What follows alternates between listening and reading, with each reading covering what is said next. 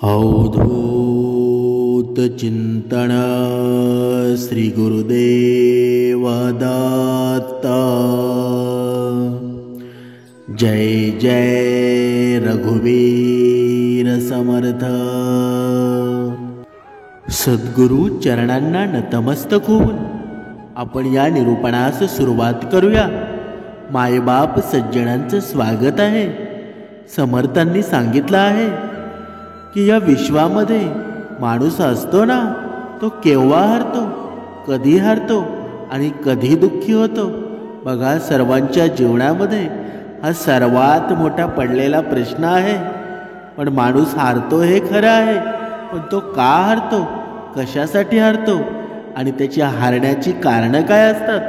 आपलं आयुष्य जातं, पण आपल्याला कारण मात्र कधीच भेटत नाही, कारण ती परिस्थिती जबाबदार असते असं आपण म्हणतो। पण त्या परिस्थिती जबाबदार असताना सुद्धा आपली चुकी मात्र आपण कधी मान्य करतो का? त्या चुक्या आपल्या कोणत्या होतात हे आपण निरूपणामध्ये पूर्ण पाहणार आहोत। समर्थांनी सांगितलं आहे, पहिली चूक असते ती बघा, चूक नसताना पुरावे स्पष्टीकरण देणं। बघा, मनुष्याचं काय असतं, स्वतःची चूक नसली ना तरी सुद्धा समोरच्याला पुरावे देणं, त्या गोष्टीबद्दल स्पष्टीकरण देण्यामध्ये आपला वेळ वाया घालवणं। बघा, माणसाचं कधी कधी असंच होतं की त्याने ती चुकी केलेली नसते, त्याचं चरित्र अतिशय सुंदर आणि नीट नेटकं असतं, पण चुकीच्या माणसांसोबत बघा हेवे दावे करणे, बोलत बसणं, काही कारण नसताना सुद्धा आपण चांगले आहोत याचं पुरावं देणं। समर्थांनी इथे सांगितलेलं आहे की जेव्हा आपली चूक नसते हे आपल्याला स्वतःला माहीत असतं ना, तेव्हा त्याच्यापुरतं एक वेळ बोललं ना तरीही भरपूर आहे। परत परत मी बरोबर आहे हे बोलत बसू नका, कारण जेव्हा तुम्ही स्वतः बरोबर असताना सुद्धा दुसरा तुम्हाला चुकीचा ठरवत असतो ना, तर तो स्वतः चुकीचा असतो, पण तो आपल्याला चुकीचा ठरवत असतो। पण आपलं धैर्य, आपलं मौन कधीही बघा तुटून देऊ नका। अशा वेळेला तुम्ही जर हे मौन तुटून दिलं ना, तर तुम्ही बरोबर असताना सुद्धा चुकीचे होता। म्हणून समर्थांनी सांगितलं आहे की आपण किती बरोबर आहेत तर ते आपल्या कर्माने दाखवा, तर आपल्या वैखरीमधून दाखवा, आपल्या सद्गुण विचाराने दाखवा। ही वैखरी बघा, या वैखरीतून वाईट शब्द, अपशब्द बोलून दाखवू नका। या वैखरीतून फक्त सद्गुण विचार बोलून दाखवा। त्या विचारांनी समोरचा माणूस आपण बरोबर आहोत की चुकीचे आहोत हे त्याला आपोआप समजलं जायला हवं। म्हणून समर्थांनी सांगितलं आहे की चूक नसताना पुरावे देऊ नका आणि स्पष्टीकरणही देऊ नका, कारण ही तुमची सर्वात मोठी चुकी असते। सर्वांच्या लक्षात असू द्या की आपण पाहत आहोत की माणूस केव्हा हरतो। बघा, त्याचं पहिलं कारण आपण पाहिलं, आता आपण दुसरं कारण पाहूया की नातं तुटू नये म्हणून लायक नसणाऱ्या लोकांनाही जास्त किंमत देणं। बघा, माणसाच्या आयुष्यामध्ये बघा नाती एवढी श्रेष्ठ मानली गेलेली आहेत ना, की समर्थ सांगत आहेत की बघा, मुलाचं आणि बापाचं नातं, बघा आपलं आणि आपल्या भावाचं नातं, आपलं आणि आपल्या बायकोचं नातं, पती पत्नीचं नातं, मित्राचं नातं। बघा, समर्थांनी सांगितलेलं आहे की ज्याप्रमाणे महाभारतामध्ये बघा श्रीकृष्ण सुदामाचं नातं, बघा हनुमंतराय आणि श्रीरामाचं नातं किती श्रेष्ठ नाती होऊन गेली। रामाचं आणि लक्ष्मणाचं नातं, भावाभावांचं नातं किती श्रेष्ठ नाती होऊन गेली। समर्थांनी इथे सांगितलेलं आहे की बघा, पती पत्नीचं जेव्हा नातं असतं, जेव्हा त्यांचं नवीन नवीन लग्न होतं, बघा त्या नवीन नवीन लग्नामध्ये संशय निर्माण होण्याचं कारण कोण असतं? आपला मित्र, आपली मैत्रीण, आपली शेजारीण। बघा, कधी कधी पत्नी जेव्हा आपल्या घरी येते तेव्हा आपली शेजारीण असते। बघा, ती शेजारीण आपल्याचबद्दल आपल्या पत्नीला बघा वेगवेगळ्या गोष्टी सांगत असते आणि आपल्या पत्नीच्या मनामध्ये आपल्याबद्दल संशय निर्माण होतो, किंवा कधी कधी आपल्या मनामध्ये आपल्या पत्नीच्याबद्दल संशय निर्माण होतो. म्हणजेच आपल्या जीवनामध्ये कुणाला किती किंमत द्यायची हे प्रत्येकाने ठरवावं ना. की भक्ती करून, नुसती भक्ती करून हे सर्व शक्य आहे का? बघा, हे मन आहे ना, कुणाचं ऐकायला पाहिजे किंवा कुणाचं ऐकायला नको हे अगोदर आपण ठरवायला हवं. म्हणून भक्ती तर केलीच पाहिजे, कारण परमेश्वराच्या नामाशिवाय काही फायदा नाही. पण भक्ती करूनसुद्धा जर दुसऱ्याचं ऐकत असू आणि दुसऱ्याच्या ऐकण्यामुळं, कारण भक्ती का करायची? हे मन एकचित्त व्हावं म्हणून, हे मन एकाग्र व्हावं म्हणून. पण आपल्याला ह्या जीवनामध्ये जगायचं आहे, माणसामध्ये माणुसकी धर्म निर्माण करायचा आहे. तर आपल्याला ह्या समाजामध्ये कसं वागावं हे सुद्धा समजलं पाहिजे. नाहीतर भक्ती करून आपल्याला आपल्या पत्नीचं जर पटत नसेल, जमत नसेल, तर ती भक्ती करून काही फायदा आहे का? हे जोपर्यंत मनुष्याला समजत नाही ना, तोपर्यंत तुम्ही कितीही भक्ती करा, कोणत्याही पंथामध्ये जा आणि कितीही स्वच्छ व्हायचा प्रयत्न करा, तोपर्यंत कधीच हे शक्य होणार नाही. कारण अगोदर आपल्या घरापासून सुरुवात करा. आपली नाती एवढी श्रेष्ठ आहेत ना, जोपर्यंत आपल्याला समजत नाही तोपर्यंत व्यवस्थित भक्तिमार्गसुद्धा होणार नाही. म्हणून समर्थांनी सांगितलेलं आहे की बघा, आपल्या आयुष्यामध्ये आपण लायक नसणाऱ्या लोकांनाही जास्त किंमत देतो ना, ही सर्वात मोठी आपली चुकी आहे. आता आपण पाहूया माणूस केव्हा हरतो त्याचं तिसरं कारण. बघा, तिसरं कारण आहे ओळख, स्वभाव, वागणूक. या 3 गोष्टी माहीत असूनही नातं जपून ठेवणं, खोटं नातं जपून ठेवणं, दुसऱ्याला चांगलं वाटावं म्हणून नातं जपून ठेवणं. पण हे कितपत शक्य असतं? जोपर्यंत आग लागत नाही. बघा, एखाद्या कारखान्याला आग लागते. बघा, जेव्हा छोटीशी आग असते ना, तर ती पाण्यानं सुद्धा विझवता येते. पण ती आग हळूहळू वाढत जाते ना, तर ती राख रांगोळी केल्याशिवाय कधीच विझत नाही. म्हणून समर्थांनी सांगितलं आहे, ज्या व्यक्तीचा आपल्या आयुष्यामध्ये एखादा मित्र आला, एखादी मैत्रीण आली, तिचा स्वभाव आपल्याला माहीत असणं गरजेचं असतं. पण कधीकधी आपली चूक काय होते की त्या व्यक्तीचा स्वभाव तो कसा आहे, त्याची वागणूक कशी आहे, त्याची वागणूक चांगली नाही आहे, त्याचा स्वभाव चांगला नाही आहे, तो चांगला व्यक्ती नाही आहे, हे माहीत असूनसुद्धा आपण त्याच्याशी नातं जपून ठेवण्याचा प्रयत्न करतो. कारण का? ते त्याला चांगलं वाटावं म्हणून. पण समर्थांनी सांगितलेलं आहे की जर आपल्याला माहीत असूनसुद्धा आपण चुकी करत असाल, तर त्याचा विद्रोह होणारच आहे. कारण का? चाणक्य नीती सांगते की तुम्ही जर जिथे वाईट कृत्य चालू असेल, तर त्याला तुम्ही हातभार लावत असाल ना, तर त्या पापाचे वाटेकरी तुम्हीच आहात. समर्थांनी सांगितलेलं आहे की जिथे बघा, इथे एका उदाहरणाद्वारे आपण स्पष्ट करूया.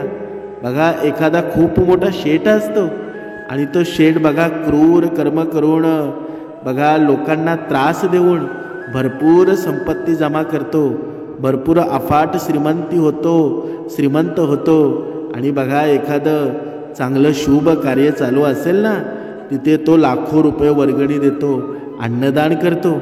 मग त्याला ते पुण्य मिळेल का? बघा, विचार करा, तुमच्या डोक्यामध्ये ही चालना निर्माण करा, त्याला पुण्य मिळेल का?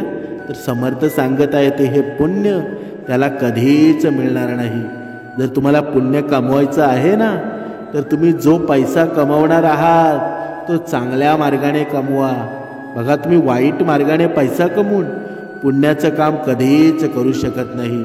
जर तुम्हाला पुण्य हवंसं वाटत असेल ना, तर ते पुण्य कमवण्यासाठी तुमचा मार्गसुद्धा चांगला पाहिजे, तुमचा मार्गसुद्धा व्यवस्थित पाहिजे, खरा पाहिजे, तरच तो पुण्य तुम्हाला मिळलं जाईल. बघा, समर्थांनी पुढे सांगितलं आहे माणूस केव्हा हरतो त्याचं 4थं कारण. बघा, 4थं कारण काय आहे ते आपण पाहूया. बघा, नातं टिकवून ठेवण्यासाठी स्वतःचा आत्मसन्मान विसरून जाणं. बघा, जेव्हा माणूस एखाद्याशी मैत्री करतो, त्याच्या जवळ जातो, तेव्हा त्याला बघा आपलं नातं एवढं भक्कम वाटतं ना, की त्याला असं वाटतं हे नातं कधीच तुटू नये, हे वर्षे हे नातं तसंच राहावं. पण समर्थांनी सांगितलेलं आहे की जेव्हा मनुष्य असतो त्याचा स्वतःचा आत्मसन्मान विसरून जातो, जेव्हा तो आपली पूर्ण संपत्ती ते नातं टिकवण्यासाठी बघा खर्च करतो, पण ते नातं बरोबर असतं का? पण त्याला ते माहीत नसताना सुद्धा, कधी माहीत असताना सुद्धा तो नातं चांगलं नाही आहे, बघा तो संबंध चांगला नाही आहे, तो मित्र चांगला नाही आहे, तरीसुद्धा हा माणूस असतो ना, ह्या चुक्या करतो, तेव्हाच त्याला अधोगती निर्माण होत असते. मग आपण म्हणतो की बघा मी खूप आता हारलो आहे, मी खूप दुःखी झालो आहे, मी खूप संकटामध्ये सापडलो आहे. म्हणून समर्थांनी सांगितलं आहे की आपलं नातं कसं असावं, आपल्या जीवनामध्ये जो मनुष्य येतो तो कशा पद्धतीचा आहे या अगोदर ओळखायला शिका. आणि जोपर्यंत तुम्ही समोरच्या माणसाला ओळखत नाही ना, तोपर्यंत चुकीच्या शर्तेवर, खोटेपणावर हे नातं अवलंबून असतं. आणि हे नातं असं तुम्ही टिकवून ठेवण्याचा जर प्रयत्न कराल ना, ते कधी कोलमडून जाईल, कधी ते झाड तुटून जाईल ना, तुम्हाला कळणार सुद्धा नाही. म्हणून बघा पुढे 5वं कारण सांगितलेलं आहे समर्थांनी. माणूस केव्हा हारतो? बघा वाईट लोकांशीही चांगलं वागणं राहणं. म्हणजेच काय? म्हणजेच माणसाला जेव्हा माहीत असतं हा मनुष्य वाईट आहे, माणसाला जेव्हा माहीत असतं याचं राहणं चांगलं नाही, याचं वागणं चांगलं नाही, तरीसुद्धा एखादा मनुष्य त्याच्याशी चांगलं वागत असेल, त्याच्याशी संगत होत असेल, तर त्याचा भुगतान त्याला भोगावंच लागतं ना.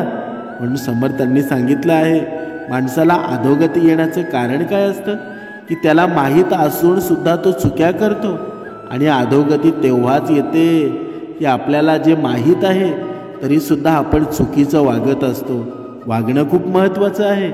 कारण बघा समर्थ सांगत आहेत, तुम्ही जर कावळ्याशी मैत्री केली तर कावळ्यावर बघा, कावळा तर बघा खोड्या तर करतच असतो. बघा एका उदाहरणाद्वारे आपण स्पष्ट करूया. बघा एक वाटसरू एका झाडाखाली शांतपणे झोपला असताना बघा कबूतर आणि कावळा हे दोघांची मैत्री होते आणि त्या झाडावर ते घरटे करून राहतात.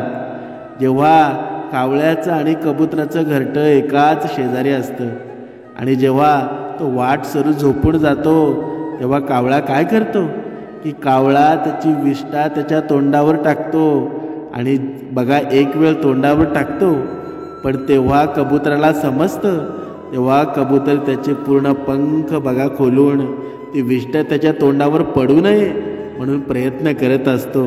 म्हणजे कबूतर का वाईट करतो की चांगलं?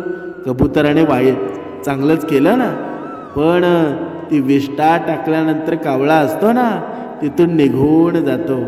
आणि नंतर बघा ती विष्ठा जेव्हा त्या वाटसरूच्या तोंडामध्ये पडते तेव्हा तो जागा होतो आणि वर बघतो तर कबूतर आहे. आणि बघा दगड घेतो आणि कबुतराच्या मारून टाकतो आणि कबूतर बघा त्याचा प्राण सोडून जातो. मग याची चुकी कोणाची होती, कावळ्याची का कबुतराची? तर ती चुकी होती कावळ्याची. पण संगतीमुळे कबूतर आपले प्राण गमावून गेला. म्हणून समर्थांनी सांगितलेलं आहे की आपली संगत कशी असावी हे सुद्धा आपलं आयुष्य बघा कसं व्हावं हे ठरवत असते. म्हणून समर्थांनी सांगितलेलं आहे की आपली संगत, आपलं वागणं, आपलं राहणं हे खूप महत्त्वाचं आहे. जर तुमची संगत संतांसोबत असेल, जर तुमचं बोलणं चालणं संतांच्या संगतीमध्ये असेल तर तुमच्या सर्व गोष्टी व्यवस्थित होतील, सर्व गोष्टींमध्ये आनंद निर्माण करता येईल आणि सर्व सुख तुम्हाला समाधान सहित भोगता येईल. नाहीतर नुसतं धन असून फायदा आहे का? जिथे समाधानच नसेल तर त्या धनाचा काही उपयोग आहे का? समर्थांनी सांगितलेलं आहे की हे जीवन जगताना ना जगाचा जास्त विचार करू नका की मी नसलो तर कसं होईल, माझ्यामुळं सर्व अडवून राहील. कारण हे जग आहे ना, ज्याच्याकडे काहीच नाही ना त्याला सुद्धा असतं, आणि ज्याच्याकडं सर्व काही आहे ना त्याच्यावर सुद्धा जळत राहतं. म्हणून तू जगाचा विचार करू नकोस. तुझ्यामुळं काहीच थांबणार सुद्धा नाही आणि सर्व काही व्यवस्थित चालत राहणार आहे. फक्त तू परमेश्वराचं नामस्मरण कर, भक्ती मार्गामध्ये राहा, तुझी वैखरी चांगली ठेव. तुझ्या वैखरीतून जेवढे कमी शब्द तू बोलशील ना तेवढं तुझं पुण्य वाढणार आहे. दुसऱ्याच्या चेहऱ्यावर सुख निर्माण करशील. दुसऱ्याच्या चेहऱ्यावर दुःख असेल तर तिथे सुखाचा आनंद उपभोगायला लावशील ना, तेच खरे तुझे पुण्य आहेत. पण इथे मनुष्य करतो काय? भक्ती मार्ग करायला जातो पण माणुसकी धर्म मात्र विसरतो. बघा, प्राणी मात्रांवर दया करत नाही, पण जिथे जिथे तिथे त्याचा विरोध असतो. बघा, घरामध्ये त्याच्यामुळं भांडणं निर्माण होतात. एकीकडे तो भक्ती करतो पण दुसरीकडे त्याच्यामुळं भांडणं निर्माण होतात. माणसाने मनुष्याशी बघा चांगलं वागणं हाच खरा माणुसकी धर्म आहे ना. पण माणूस ज्या अगोदर करायला हवं ते मात्र करत नाही आणि अगोदर जे न करायला पाहिजे ते मात्र आद्र करत असतो. हे जेव्हा माणसाला कळेल ना तेव्हाच सर्वात सुखी मनुष्य होईल. आणि मग परत मनुष्य म्हणतो की माझ्या जीवनामध्ये भक्ती करून सुद्धा सुख नाही. कसं सुख येईल की जे तुला अगोदर करायचं आहे ते तू करतच नाही. तुझ्या धुंदीमध्ये तू भटकत असतोस, तुझ्या धुंदीमध्ये तू जात असतोस. मग ते शक्य आहे का? बघा, म्हणून समर्थांनी सांगितलं आहे की आपण ज्या कर्माने दुसऱ्याला छळतो त्याच कर्माने आपला सर्वनाश होत असतो. बघा, सर्वांनी लक्षात ठेवा, तुमच्याकडे कितीही ताकद असू द्या, कितीही पैसा असू द्या, म्हणून वाटेल त्याला मनाला लागेल असं बोलून दाखवू नका. कारण नियती बदला घेत असतेच. प्रत्येक सेकंदाला, प्रत्येक मिनिटाला, प्रत्येक तासाला ही नियती बदला घेत असते. म्हणून कर्म करताना आहे ना, दुसऱ्याला दुःख देताना थोडा विचार करा. वेळेला घाबरा, कारण एक वेळ तुम्हाला देव माफ करू शकतो पण ही वेळ कधीच माफ करणार नाही. म्हणून समर्थांनी सांगितलं आहे की बघा, हा परमेश्वर एवढा भोळा आहे ना की बघा आपण दर वेळेला चुकतो आणि दर वेळेला परमेश्वराला शपथ घालतो की माझी ही शेवटची चुकी आहे, आता मी परत ही चुकी करणार नाही. पण हा मनुष्य एवढा अवगुणी आहे ना, तो 1000 वेळा चुक्या करतो आणि 1000 वेळा परमेश्वराची शपथी घालतो आणि 1000 वेळा परत गुन्हा करतो. आणि परमेश्वर सुद्धा एवढा भोळा आहे की तो परत त्याला माफ करत असतो. तरी सुद्धा हा मनुष्य परत परमेश्वराला त्याच्या बाबतीत काही वाईट घडलं ना तर दोष द्यायला परमेश्वराला परत तो हाजीर असतो. म्हणून बघा, जोपर्यंत या गोष्टीचा आपण विचार करत नाही ना तोपर्यंत सुख काय आहे आणि जन्मोजन्मीचं नातं काय आहे हे मनुष्याला कधीच समजणार नाही. आपण हे आयुष्य जगताना बघा म्हणत असतो की निंदकाचे घर असावे शेजारी, पण आपण निंदकाला मात्र शत्रू बनवून टाकतो. पण समर्थ सांगत आहेत की निंदकाचे घर शेजारी का असावं? कारण निंदकांना घाबरून जाऊ नका. त्यांना आपल्याविषयी जेवढं वाईट बोलता येईल ना तेवढं बोलून द्यावं. त्यांना विरोध अजिबात करू नका, कारण त्यांच्यामुळं आपलं वर्तन बदलत असतं. ते आपल्याला मात्र कळत नाही, पण येणारा काळ ते ठरवत असतो. ज्याप्रमाणे बघा, गल्लीतील 2-4 डुकरं असल्याशिवाय गल्ली स्वच्छ राहत नाही, हे सर्वांनी लक्षात घ्यायला हवं. कारण बघा, जेवढी आपल्या गल्लीमध्ये डुकरं असतात ना तेवढा चिखल मात्र कमी होत जातो. जी घाण असते ना ते खात राहतात आणि स्वच्छता सुद्धा कधी होऊन जाते ना ते कळत सुद्धा नाही. म्हणून 2-4 निंदक असल्याशिवाय आपल्याला जीवनाचा विकास होत नाही. पण मनुष्याचं चुकतं कुठे की जेव्हा एखादा आपला दुश्मन असेल, शत्रू असेल, त्याच्या तोंडाशी तोंड लावणं म्हणजे बघा, त्याने जर आपल्याबद्दल काही वाईट साईट बोललं तर आपण सुद्धा वाईट साईट त्याला बोलत राहतो आणि मग त्याच्यामध्ये वादविवादच होतात ना. आणि वादविवाद कधी अधोगतीला जातात ना ते दोघांना सुद्धा कळत नाही. म्हणून निंदक असेल, आपला शत्रू असेल, आपला दुश्मन असेल, या वैखरीने त्याला उत्तर देऊ नका. तर त्याला उत्तर द्यायचं आहे ना, तर ते आपल्या कार्याने द्या, आपलं कर्माने द्या. आपलं कर्म एवढे श्रेष्ठ करा, आपलं कार्य त्याला दिसू दे की माझ्यामध्ये माझी वैखरी एवढी सुंदर आहे, माझ्या वैखरीमध्ये एवढं प्रेम आहे ना की दुश्मनाचा सुद्धा मित्र कधी होऊन जाईल कळणार नाही. समर्थांनी सांगितलं आहे, माणसाच्या जीवनामध्ये अहंकार निर्माण होतो कधी? तर बघा, तो एकाच कारणाने होतो की तो स्वतःला मीपणा मोठा समजायला लागतो. त्याला असं वाटतं की माझ्यासारखा कुणीच नाही, मीच या विश्वाचा इंजिनियर आहे, मीच या विश्वाचा सर्वात मोठा माणूस आहे. हे विश्व बघा मी म्हणेल तसं वागेल असं प्रत्येक माणूस म्हणत असतो ना, पण माणूस मात्र हे विसरून जातो. बघा इतिहास बघा, जेव्हा महाभारत युद्ध 18 दिवस चाललं, बघा करोडो सैनिक होते, अक्षवणी सैनिक होते. त्या पूर्ण सैनिकांचे जेवण बनवलं तरी कोणी असेल? एवढा बघा आजचा इंजिनियर असतो, बघा स्वतःला मोठा समजत असतो की मी ही मोठमोठी बिल्डिंग बांधतो, पण एवढ्या करोडो सैनिकांचं जेवण बनवणारा तर कोण असेल ना. बघा ही महाभारतातली कथा खूप मोठी आहे, एका निरूपणामध्ये समजणार सुद्धा नाही, पण तरीही थोडक्यामध्ये विषय आलाय म्हणून आपण स्पष्ट करूया. बघा महाभारताच्या युद्धामध्ये बघा कौरवांच्या बाजूने 11 अक्षवणी सेना. बघा तुम्ही विचार करा, 11 अक्षवणी म्हणजे करोडो, आणि पांडवांच्या बाजूने फक्त 7 अक्षवणी सेनेचा भाग घेतला होता. म्हणजेच या युद्धामध्ये सगळे महारथी आणि सेना मिळून 50 लाखांपेक्षा जास्त लोकांनी भाग घेतला होता. बघा 50 लाखांपेक्षा जास्त. आपल्याकडे जेव्हा कार्यक्रम होतात 5 लाख जरी सेना लोक एकत्र जमली ना तरी बघा तारांबळ उडून जाते, आणि 50 लाखांपेक्षा जास्त लोकांनी या युद्धामध्ये बघा भाग घेतला होता. तुम्ही विचार करू शकता. पण इथे आता प्रश्न असा पडला होता की एवढ्या विशाल सेनेसाठी बघा या युद्धादरम्यान जेवण कोण बनवत असं, आणि या सगळ्यांचं नियोजन कसं होत असं.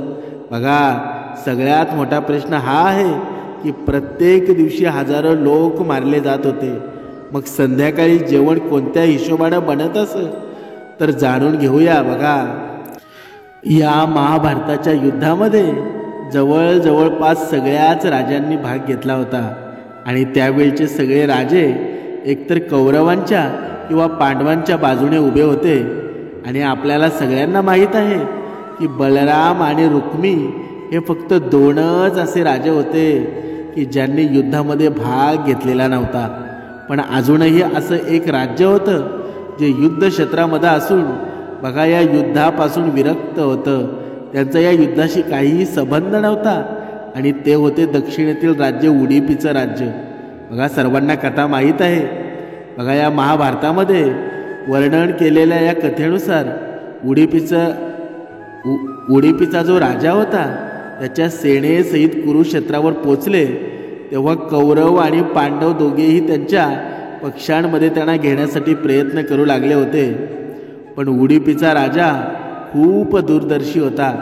त्याने भगवान श्रीकृष्णांना विचारलं, हे माधव, दोघेही युद्ध करण्यासाठी तयार आहेत, पण कोणी ह्या गोष्टीचा विचार केला आहे का की एवढ्या विशाल सेनेला जेवण कसं मिळणार, जेवण तुम्ही कसं देणार आहात?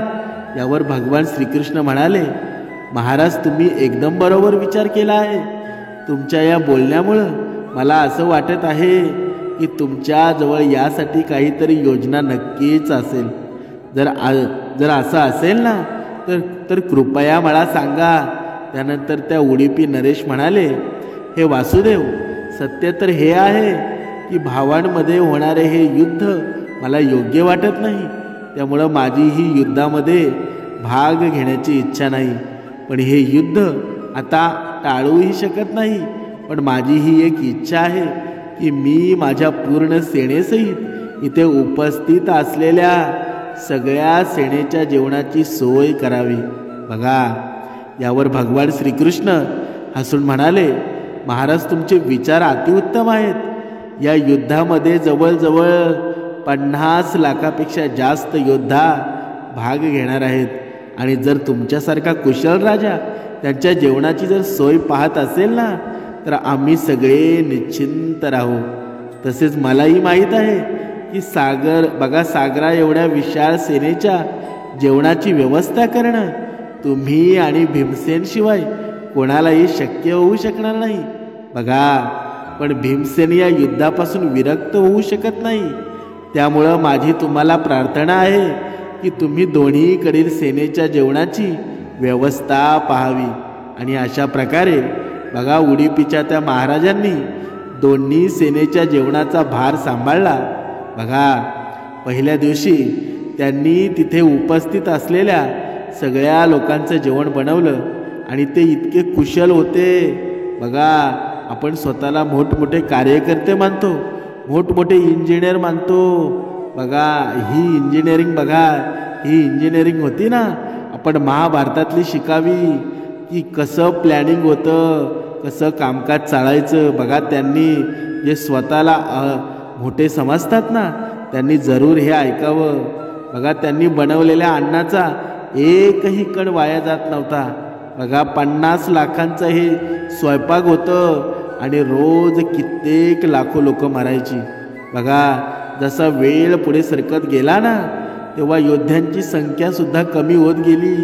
आणि दोन्हीकडील योद्धा हे पाहून आश्चर्यचकित होत असत की प्रत्येक दिवशी उडुपी नरेश तेवढ्याच लोकांचे जेवण बनवत असत जेवढे तिथे उपस्थित असतात.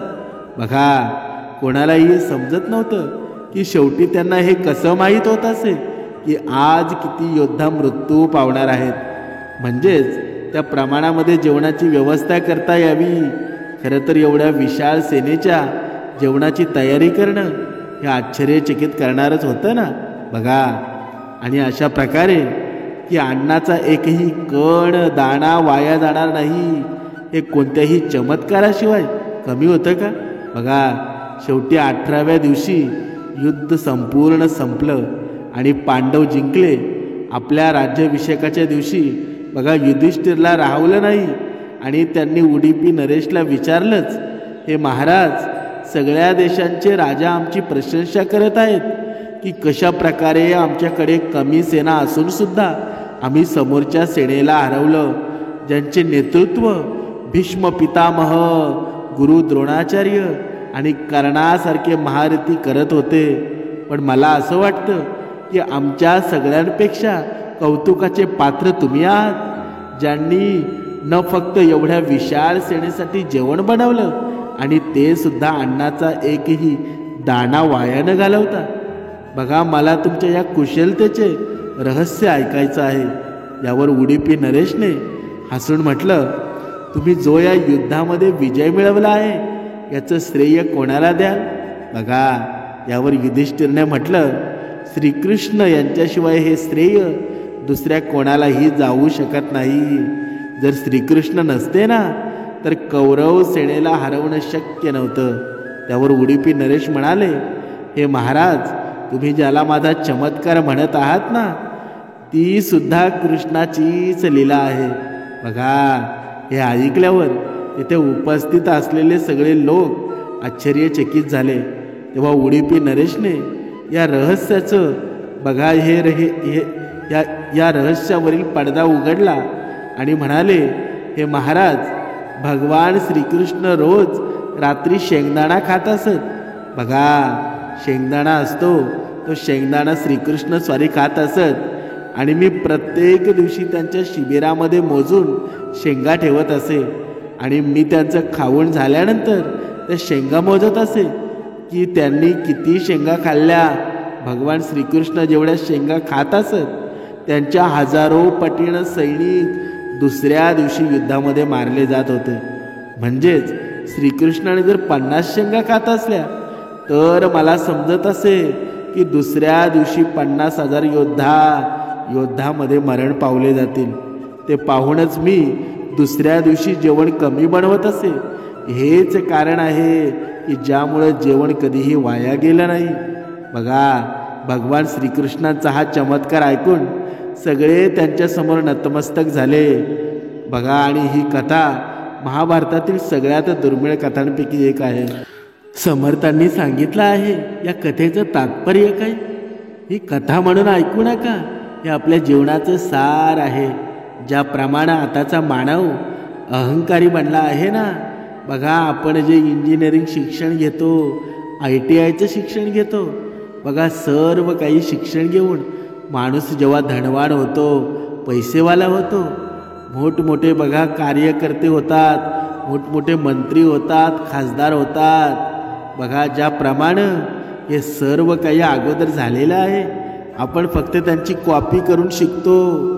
पण मनुष्याचा अहंकार मात्र काय म्हणतो की मी स्वतः केलं, माझा मी स्वतःच्या पायावर हे सर्व उभारलं. पण हे सर्व होऊन गेलेलं आहे. माझ्या भगवंताने हे सर्व गोष्टी केलेल्या आहेत आणि त्यांचीच आपण कॉपी करत आहोत. हे जेव्हा माणसाला कळेल ना, तेव्हा सर्वात मनुष्य सुखी होईल आणि सर्वात मनुष्य आनंदी राहील. मीपणा त्याच्यातून निघून जाईल, अहंकार त्याच्यातून निघून जाईल आणि खऱ्या सुखाची प्राप्ती त्याला झाल्याशिवाय राहणार नाही. जय जय रघुवीर समर्थ.